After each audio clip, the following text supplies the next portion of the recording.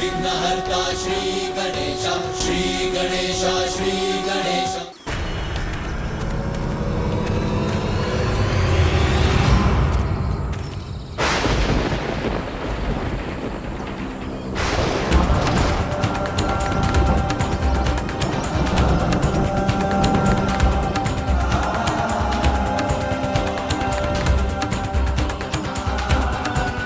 विष्णुदेव, ये गज? मात्र गज नहीं देवराजेंद्र, एक नवजात गज। प्रभु, ये क्या कह रहे हैं आप? इस गज शिशु का शीश ही माता पार्वती के पुत्र का शीश होगा? ये कैसे संभव है प्रभु? स्मरण कीजिए देवगण, महादेव ने ये तो नहीं कहा था कि हमें मानव शिशु का शीश ले जाना ही अनिवार्य है। महादेव के कथन के अनुसार सर्वप्रथम जो भी नवजात शिशु दक्षिण दिशा की ओर मुख करके लेटा अथवा बैठा हो, उस शिशु का शीश लेकर जाना है हमें। और ये गज शिशु नवजात भी है और इसका मुख दक्षिण दिशा की ओर भी।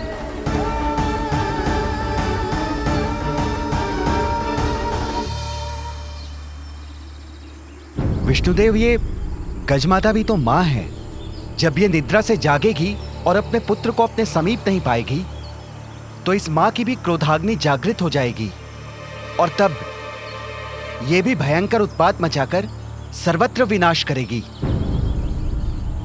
नहीं सूर्यदेव, शिशु के जन्म पर माता उस पर अपना वात्सल्य उड़ेलती है, उसे अपने तन से स्नेहपूर्वक लगाकर उसका पोषण करती है। पल भर के लिए भी उसे अपनी आंखों से ओझल नहीं होने देती। किंतु उसके विपरीत ये गज माता अपने पुत्र से दूसरी ओर मुख करके निद्रामग्न है, अर्थात उसे अपने शिशु का ध्यान भी नहीं। उसने तन और मन दोनों से शिशु का त्याग कर दिया है। और ये नवजात शिशु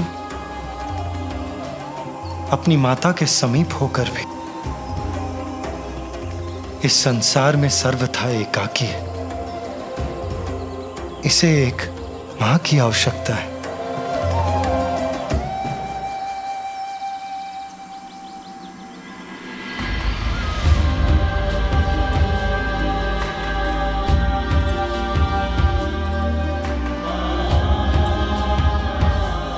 और वहां एक अन्य मां अपने पुत्र के लिए व्याकुल है।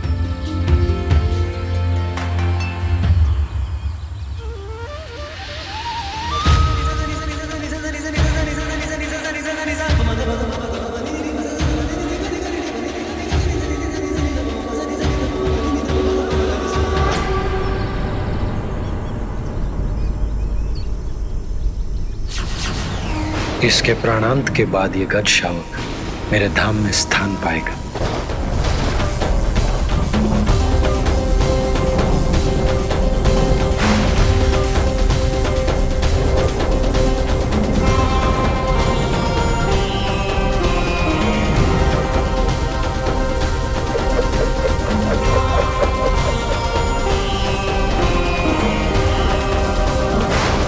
ये पाश किसका है और कौन है जो इस शिशु को बांधने यहां तक पहुंच गया?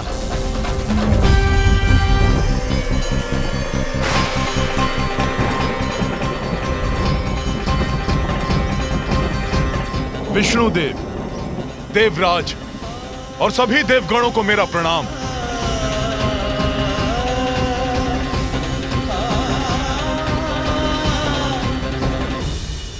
प्रणाम यमराज, किंतु आप और यहां, आपके यहां आने का क्या प्रयोजन है?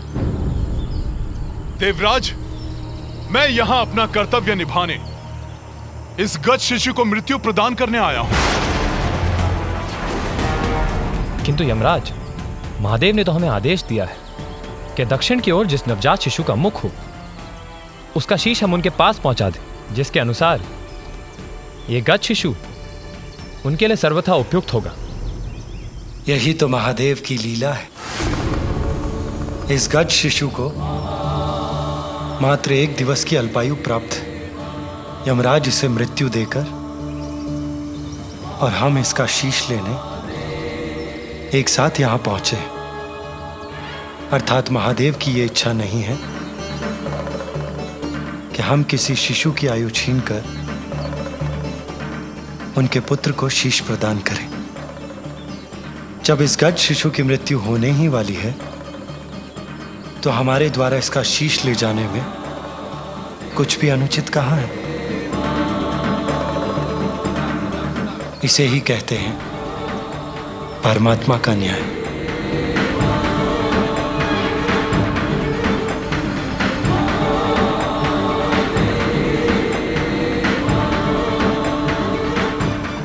हे श्री हरि, आपके द्वारा इस गज शिशु के शीश को ले जाने के पूर्व मुझे इसके प्राण ले जाने की अनुमति प्रदान करें।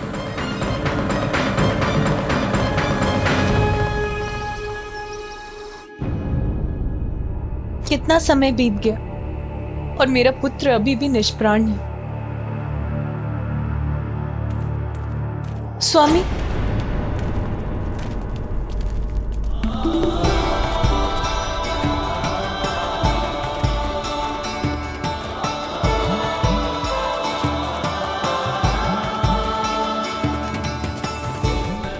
श्री हरि और देवगण लौट रहे हैं, अर्थात उनकी यात्रा सफल हुई। अब पुनः पा सकूंगी मैं अपने पुत्र को।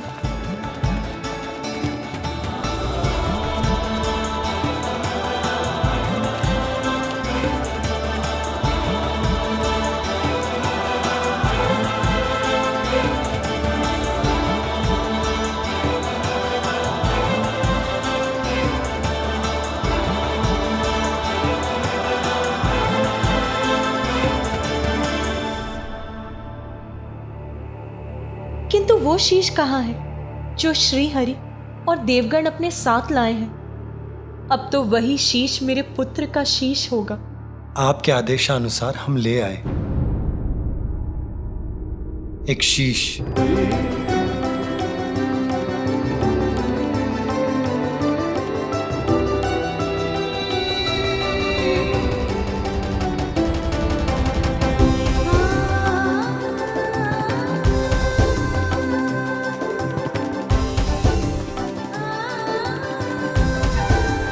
सूर्यदेव इस शीश को लेकर उस गुफा के भीतर जाएं, जहां हमारे पुत्र का पार्थिव शरीर स्थित है।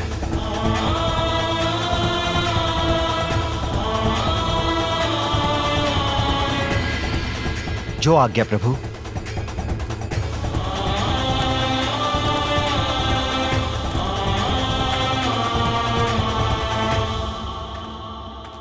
प्रभु, मुझे अभी भी एक शंका है। हम नवजात शिशु का शीश तो ले ही आए, किंतु उसे आपके और माता पार्वती के पुत्र के धड़ से कौन जोड़ेगा प्रभु? इंद्रदेव देवराज होने के नाते इस प्रश्न का उत्तर तो आपको भी ज्ञात होना चाहिए। ये कार्य अश्विनी कुमार करेंगे देवराज। आपको तो ज्ञात ही है, वो अत्यंत निपुण शल्य चिकित्सक हैं। क्यों, उचित कह रहा हूं ना मैं? जी प्रभु। देवराज इंद्र को तो अवश्य ज्ञात होगा जब अश्विनी कुमारों ने ऋषि दधंग का शीश उनके धड़ से विलग करके उसे पुनः उनकी देह से जोड़ दिया था। ऋषि दधंग को ब्रह्म विद्या का गूढ़ ज्ञान प्राप्त था। ये वो वैदिक विद्या है जिससे देवता देवत्व के चरम तक पहुंच सकते हैं। देवराज इंद्र ने उनसे यही विद्या सीखने का प्रयास किया। मैं देवराज इंद्र हूं और मैं यहाँ आपसे ब्रह्म विद्या सीखने आया हूँ, इसलिए ये विद्या मुझे सिखाने की कृपा करें। देवराज, ये विद्या तो केवल उन्हें ही सिखाई जा सकती है जो किसी भी अवस्था में इसका कोई दुरुपयोग ना करे। आप देवराज अवश्य हैं, किंतु मुझे यह विश्वास नहीं है कि यह विद्या आपको सिखाना संसार के हित में होगा। ऋषिवर, आपने देवराज इंद्र को यह विद्या सिखाने से मना किया। अगर ये विद्या मुझे प्राप्त नहीं हो सकती तो किसी और को भी नहीं दी जा सकती। ज्ञात रहे, यदि आपने अपने इस मुख से अपनी यह विद्या किसी और को सिखाई तो उसका भीषण परिणाम झेलने के लिए तैयार हो जाइए।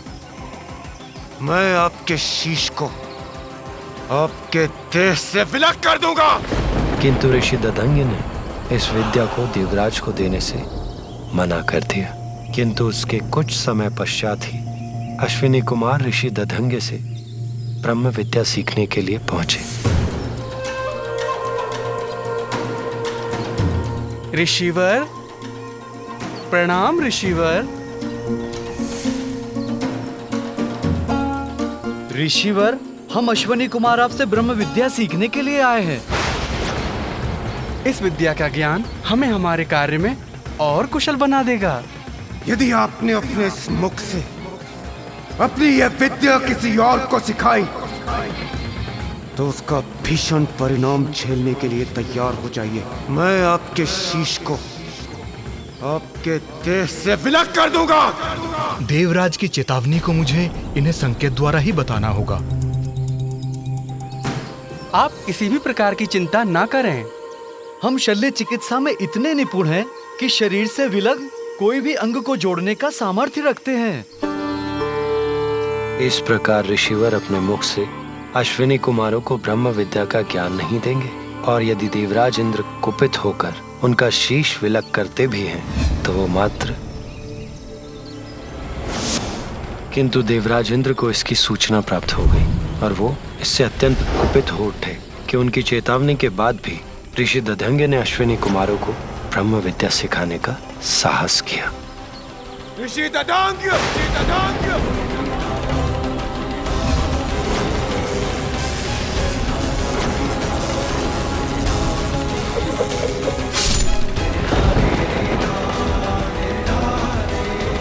इसके उपरांत दोनों अश्विनी कुमारों ने ऋषि दधंग के शीश को उनके शरीर पर पुनः स्थापित कर संजीवनी विद्या से उन्हें पुनर्जीवित कर दिया। आप दोनों का कल्याण हो। आप दोनों ने मात्र मेरे जीवन की रक्षा नहीं की, अपितु मेरे धर्म को भंग होने से भी रक्षित किया है। एक गुरु होने के कारण आप दोनों जैसे योग्य शिष्यों को धर्म का ज्ञान देना मेरा धर्म था। यदि देवराज इंद्र के भय से मैं आपको ये ज्ञान दिए बिना लौटा देता, मेरे गुरु होने का धर्म खंडित होता। शल्य चिकित्सा में पारंगत और संजीवनी विद्या के ज्ञाता भी हैं अश्विनी कुमार, इसलिए बालक के शीश को उसके धड़ से जोड़ने के लिए उनका बुलाया जाना स्वाभाविक है और उपयुक्त भी। बालक के शीश को उसके धड़ से जोड़कर वो उसे प्राणदान देने में समर्थ है।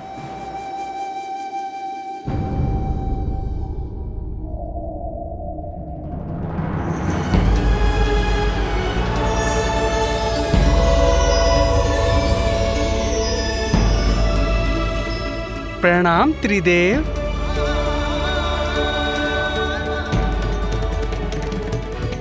प्रणाम देवतागण।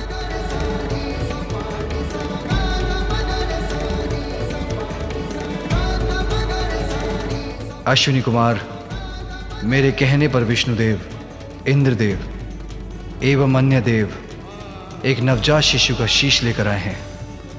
आप औषधियों के देवता हैं, इसीलिए आप ही मेरे पुत्र के तन से इस शीश को जोड़ने में सक्षम हैं। ये हमारा सौभाग्य होगा महादेव।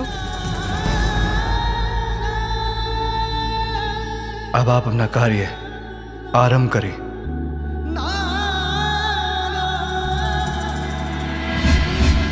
देवगण,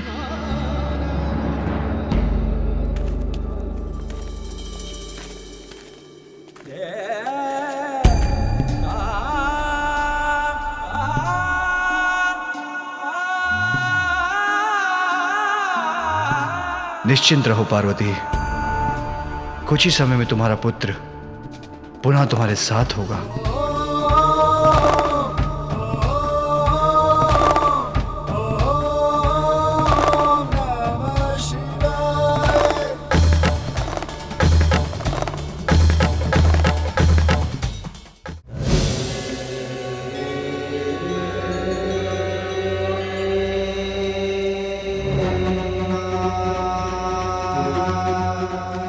महादेव, हम शीश को तो बालक के शरीर से जोड़ देंगे, किंतु इनकी मृत्यु आपके त्रिशूल के प्रहार से हुई थी, इसलिए हम इन्हें जीवन प्रदान नहीं कर सकेंगे। इन्हें प्राण देकर पुनर्जीवित तो आप ही कर सकते हैं प्रभु।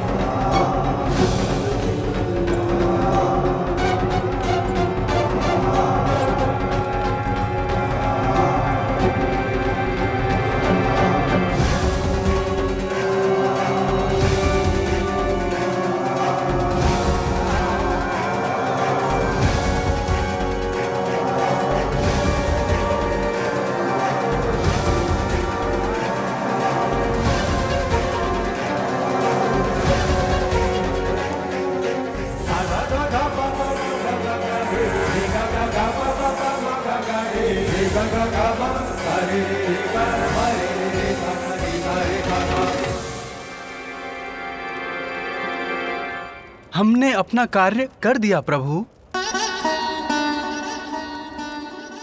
अब मैं बहुत विचलित हो रही हूं।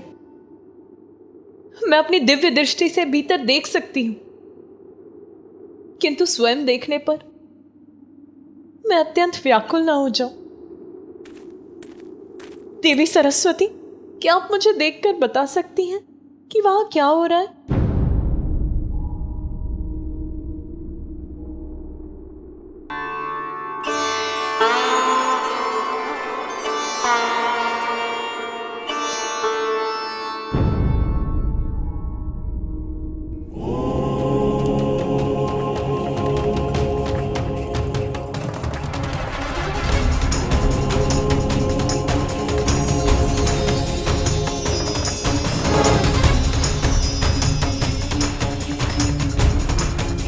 देवी पार्वती, महादेव आपके पुत्र को प्राण दे रहे हैं।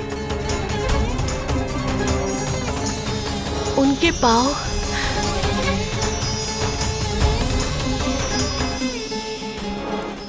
और अब उनका उदर जीवन से स्पंदित हो रहा है।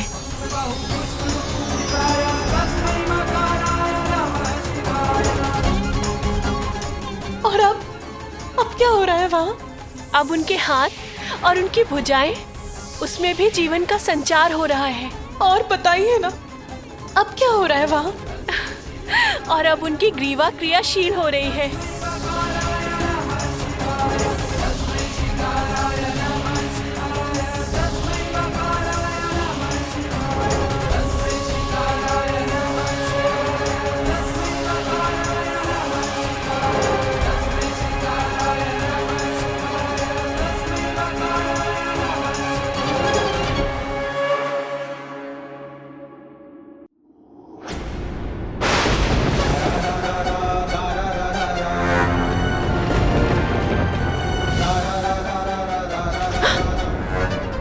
क्या हुआ?